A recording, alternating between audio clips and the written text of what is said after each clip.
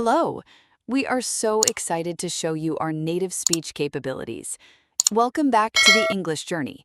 Today, we are opening the door to corporate success by discussing how to crack your next job interview. My name is Anna, and I am here to guide you through the professional language and strategies that will make you stand out from the crowd. And I am Abel. I am so glad to be here with you, Anna. Job interviews are stressful in your native language, but doing them in English can feel terrifying. Today we want to talk about how to prepare your mind, polish your language, and handle those tough questions with B2 level fluency and confidence. That is exactly right, Abel. And I want to start by saying something very important before we dive into any specific technique. The biggest mistake that most candidates make is that they treat an interview purely as an examination. They walk in thinking that the interviewer is the judge and they are the defendant. But that mindset creates enormous psychological pressure, and it shows in your voice, your posture, and your word choices. The way I always coach my corporate clients is to reframe the interview. Think of it as a professional conversation between two parties who are exploring a mutual fit. You are not begging for a job. You are evaluating whether this company deserves your talent and your time. I love that reframe, Anna. I have definitely been guilty of walking into interviews feeling like I need to prove myself every single second. But you're right, when I think back to my best interviews, the ones where I actually felt comfortable, I performed so much better. I was more articulate, more natural, and I could actually think clearly. So how do we build that confident mindset before we even walk through the door? Great question, and it brings us to our first major topic, which is the psychology of first impressions. Research in organizational psychology consistently shows that interviewers form a strong preliminary judgment within the first 90 seconds to 2 minutes of meeting a candidate. This does not mean the rest of the interview doesn't matter. It absolutely does, but it does mean that your opening moments are disproportionately powerful. So you need to arrive, either physically or on a video call, with intention and composure. When you greet the interviewer, you want to use a warm but professional tone, something like, "Good morning, it is such a pleasure to meet you. Thank you very much for taking the time to speak with me today." That sentence alone communicates 3 things. It communicates respect for their schedule, genuine enthusiasm for the opportunity, and professional social fluency. These are things that matter enormously in corporate culture. That is such a polished way to open. I tend to overthink the greeting and end up saying something very generic like, "Hi, nice to meet you." Is that really such a problem? It's not catastrophic, Abel, but consider the difference in impression. "Hi, nice to meet you" is something you might say to someone at a casual social gathering. In a professional context, especially at a senior or corporate level, the language you use signals the level at which you operate. Small, deliberate upgrades in your phrasing communicate that you are someone who pays attention to detail and understands professional register. And professional register, meaning the appropriate level of formality for a given context, is a key competency that employers actively look for in communication roles, client-facing roles, and leadership positions. So instead of "nice to meet you," you might say, "It is a genuine pleasure to meet you," or "I've been looking forward to this conversation." These phrases feel warmer and more intentional. I will start practicing those immediately. Now, let's move on to the most dreaded question of all, in my opinion, the classic, "Tell me about yourself." I always freeze on this one, Anna. I never quite know where to start or how much detail to give. I usually end up either rambling for 5 minutes or giving a very flat summary that sounds like I'm reading from my own resume.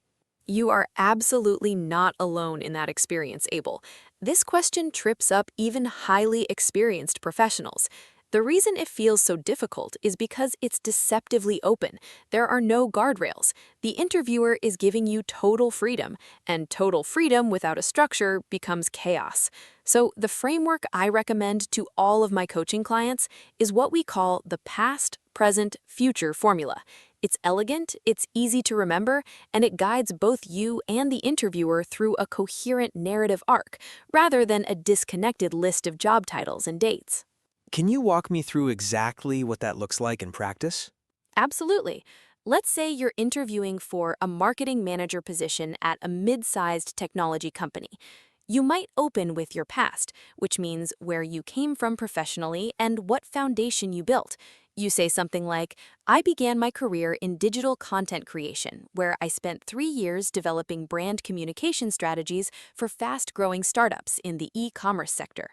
Notice that sentence is specific, it uses professional vocabulary, and it immediately positions you as someone with relevant experience. Then you transition to your present.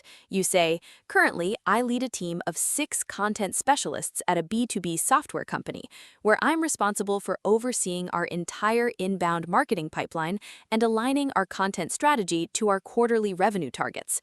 Now the interviewer sees where you are today, the scale at which you are operating, and the kind of responsibility you already carry. Finally, you move to your future, which is where this specific opportunity fits into your professional trajectory. You say something like, I am now looking to step into a role where I can leverage my experience in both content and team leadership to drive growth at a larger scale, and I believe that the scope of this position aligns perfectly with where I'm headed professionally. That concluding line is crucial because it answers the unspoken question every interviewer has in their mind, which is, why are you here and why should we care? That's incredibly structured and impressive. What I particularly like is that it doesn't sound like you're reading bullet points. It sounds like a story, which is much more engaging to listen to. But I want to ask about behavioral interview questions, because those are the ones that really make me sweat, the ones that start with, tell me about a time when. I find those very difficult to answer clearly and concisely. Behavioral questions are designed to do exactly what they say. They're designed to reveal how you have actually behaved in past professional situations, because the underlying assumption is that past behavior is the best predictor of future performance. So when an interviewer asks you to describe a time you handled a conflict, or led a project under pressure, or navigated a difficult stakeholder relationship, they are not looking for a general philosophical answer. They want a specific, structured story. And the best tool for telling that story is the STAR method. I have heard the term STAR method before, but I'm not sure I've ever applied it correctly. Can you break it down clearly? Of course, STAR is an acronym, and each letter represents one layer of your answer. S stands for situation, which is the context or background of the story you're about to tell. T stands for task, which is the specific responsibility or challenge that was assigned to you or that you identified within that situation. A stands for action, which is the most critical part of your answer because this is where you describe specifically what you did, the decisions you made, the steps you took, and the approach you chose. And R stands for result, which is the measurable or observable outcome of your actions. Let me give you a concrete example so this really comes to life. Imagine the interviewer says, tell me about a time you had to manage a project that was behind schedule. A STAR-structured answer might sound like this. Certainly. In my previous role as a project coordinator at a logistics firm, we were managing the rollout of a new client onboarding system across 5 regional offices simultaneously. About 6 weeks into the project, it became clear that 2 of the offices were significantly behind schedule due to a combination of resource constraints and a lack of alignment on the technical requirements. That was the situation. My task as the project coordinator was to identify the root cause of the delays, communicate the risk to senior leadership, and develop a recovery plan that would allow us to meet our original launch deadline.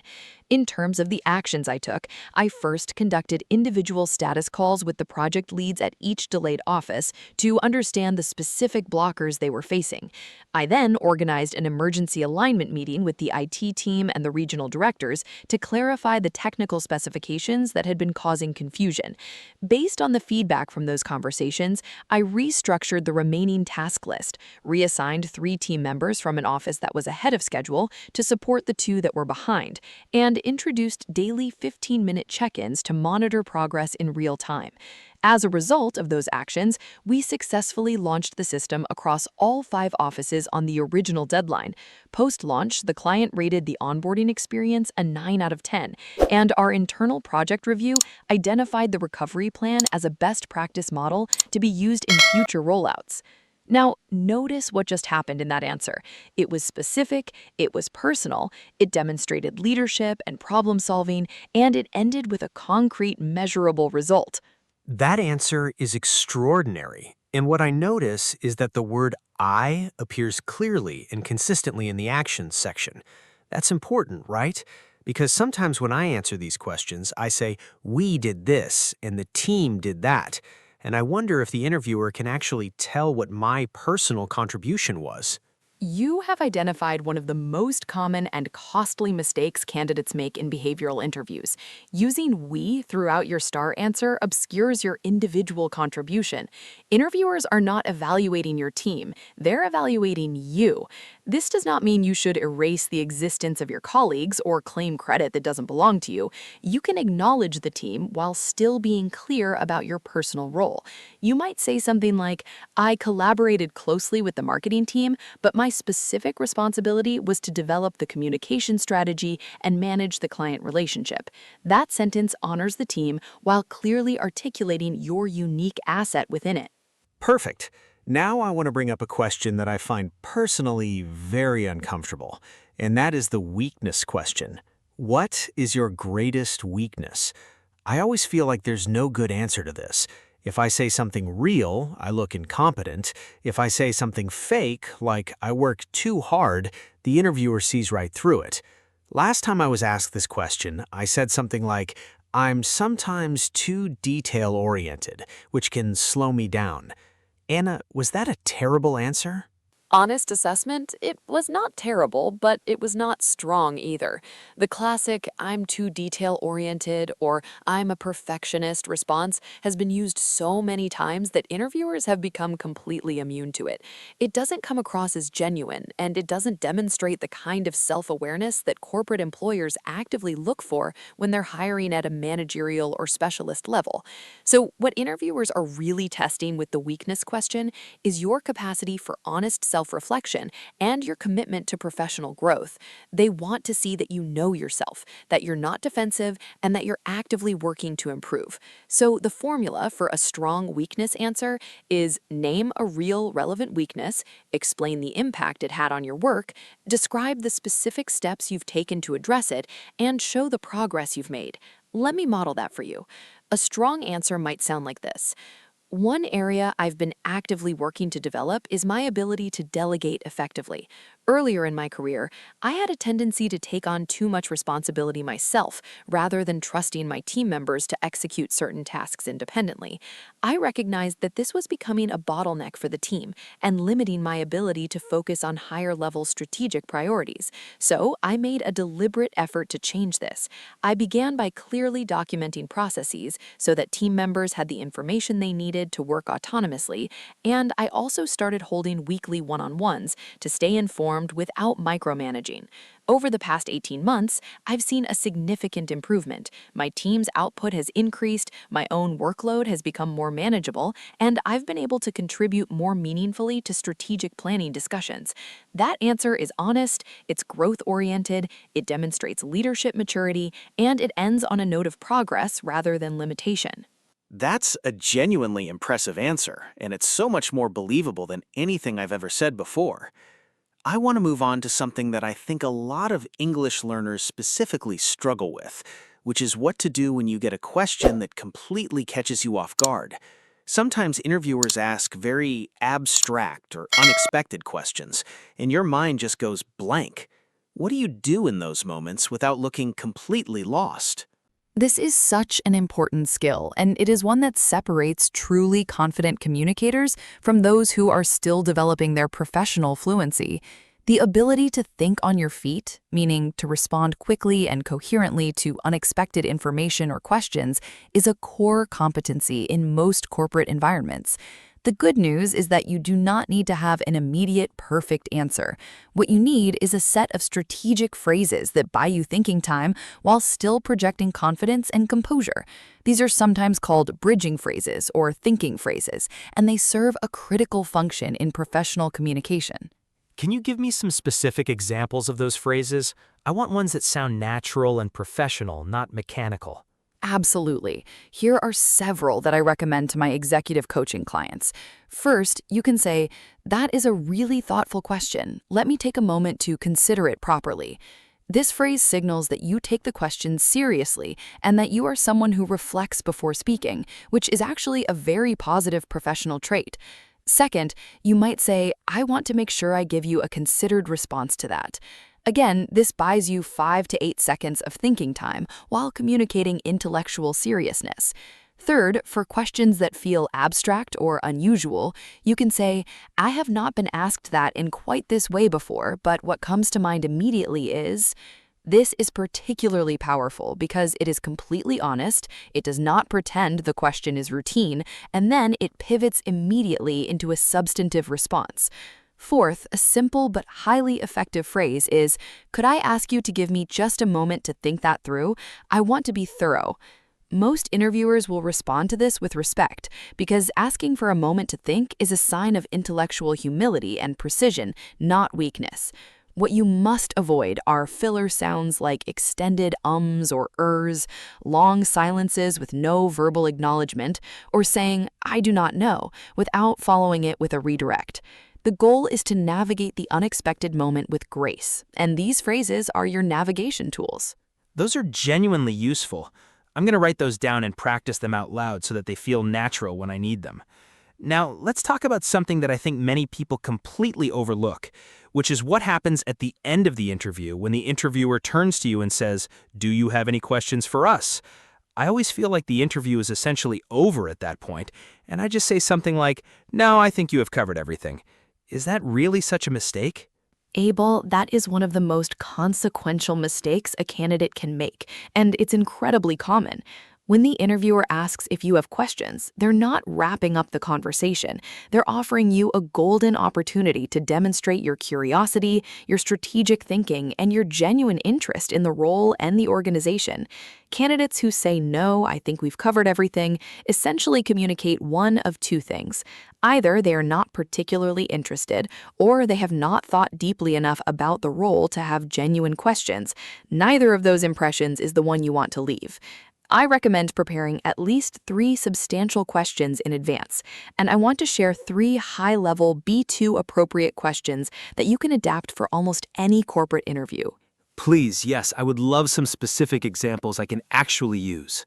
The first question is, could you describe what success looks like in this role at the 6-month and 1-year marks? I want to understand the key performance benchmarks from your perspective.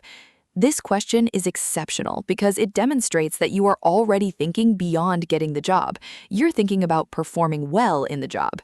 It also gives you genuinely useful information about expectations and organizational culture.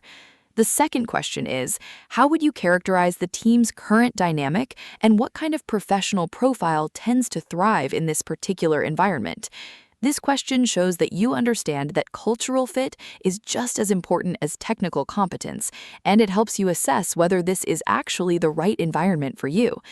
The third question is, what are the most significant challenges that the team or the department is currently navigating, and how does this role contribute to addressing those challenges? This question is particularly powerful because it signals strategic thinking. You're not just asking about your own job description, you're asking about the broader organizational context and how you fit into it.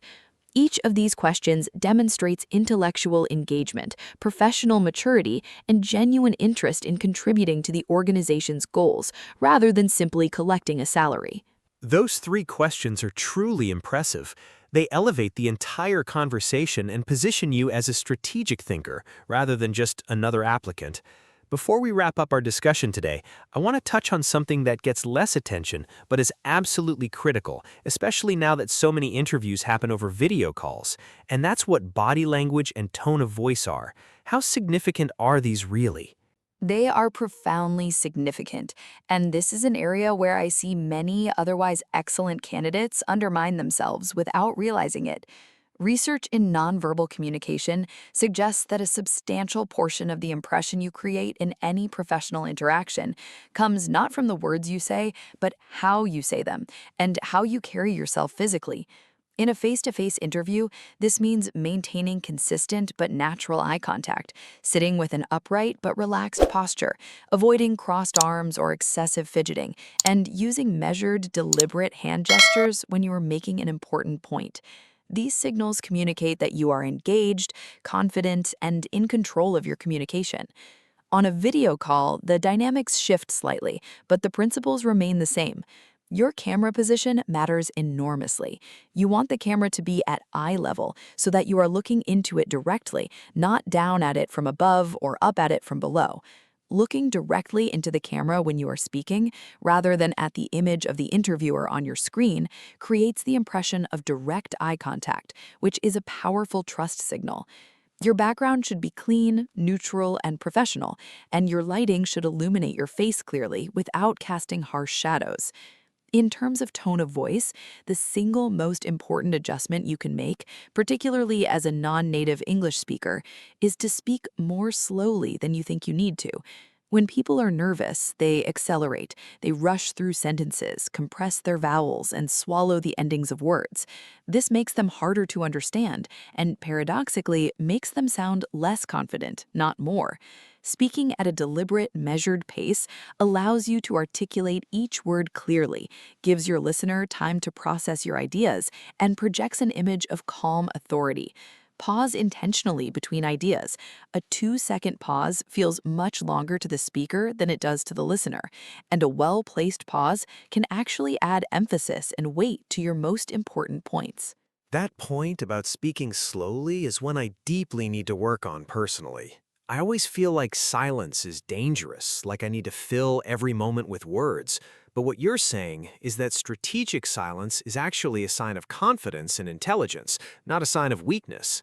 Precisely. Strategic silence signals that you are someone who thinks before you speak, and in a professional environment, that is an enormously valuable quality.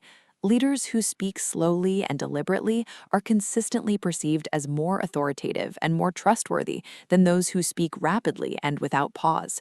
When you slow down your speech, you give yourself more processing time, which means your word choices become more precise, your sentences become more structured, and your overall communication becomes far more persuasive.